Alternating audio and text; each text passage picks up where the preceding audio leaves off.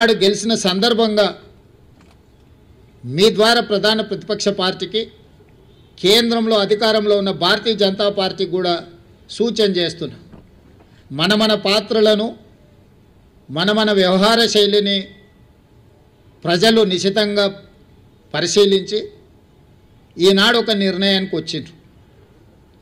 ఈ నిర్ణయంలో ఎవరి పాత్ర ఎవరి బాధ్యత ప్రజలు విస్పష్టంగా తీర్పునివ్వడం జరిగింది। ఈ తీర్పును బాధ్యతగా తీసుకొని ఈ నగర అభివృద్ధి కోసం అవసరమైన ఈ నగరాన్ని మహానగరంగా విస్తరించి ప్రపంచ స్థాయి పెట్టుబడులను ఆకర్షించి వివిధ జిల్లాలు వివిధ రాష్ట్రాలు వివిధ దేశాల నుంచి వచ్చే పెట్టుబడులను ఆకర్షించడమే కాకుండా ఉద్యోగ ఉపాధి అవకాశాలకు విస్తరించే విధంగా నగరాన్ని అభివృద్ధి చేయాలనుకుంటున్నాం।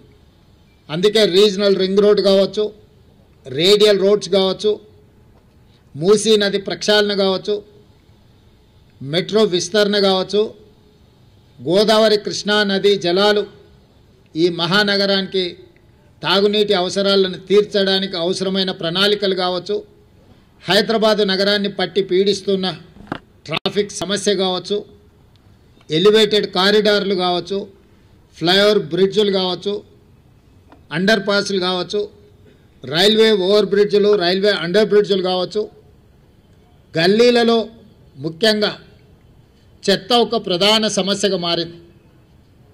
సిటీలో చెత్త ఎక్కడ పడితే అక్కడ దర్శనమిస్తున్నాయి।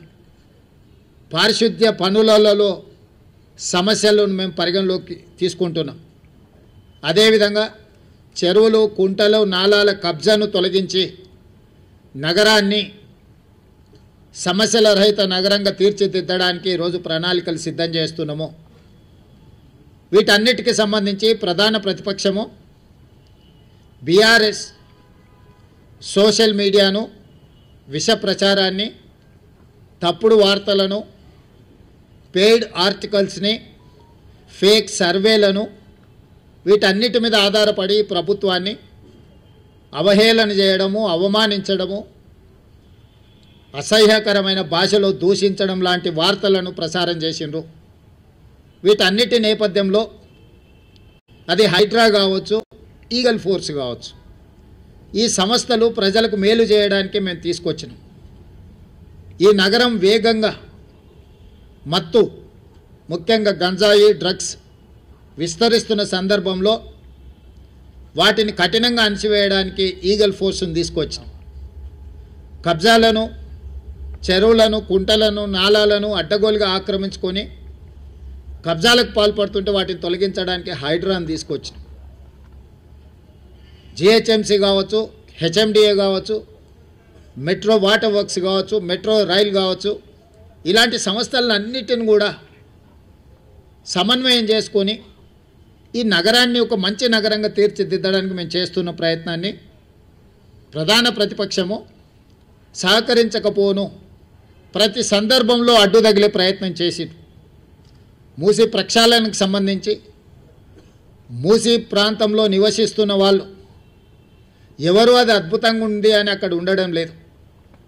ఏ వసతి లేక ఏ అవకాశాలు లేక మురికితో కూడుకున్న మూసీ పక్కన నివసిస్తున్నారు। వాళ్ళకు ఒక మంచి వసతులు ఏర్పాటు చేసి వాళ్ళకు ఉపాధి కల్పించి వాళ్ళ జీవన ప్రమాణాలు పెంచి వాళ్ళ పిల్లలకు ఒక మంచి చదువులు వాళ్ళకు ఒక మంచి వైద్యాన్ని వాళ్ళకు ఉపాధిని కల్పించాలని చెప్పి మా ప్రభుత్వం చేస్తున్న ప్రయత్నాలను ప్రతి నిమిషం ప్రతి క్షణం అడ్డు తగిలి అన్ని రకాలుగా వీటన్నిటిని అడ్డుకునే ప్రయత్నం చేసిండ్రు। అదేవిధంగా కేంద్రం నుంచి తీసుకురావాల్సిన అనుమతులు కానీ ఇవ్వవలసిన నిధులను రాబట్టుకోవడానికి ముఖ్యంగా కిషన్ రెడ్డి గారు సహాయ నిరాకరణ చేస్తుండ్రు। ఈనాడు ప్రధాన ప్రతిపక్షంలో శాసనసభ్యులు కేటీఆర్ గారు శాసనసభ్యులు హరీష్ గారు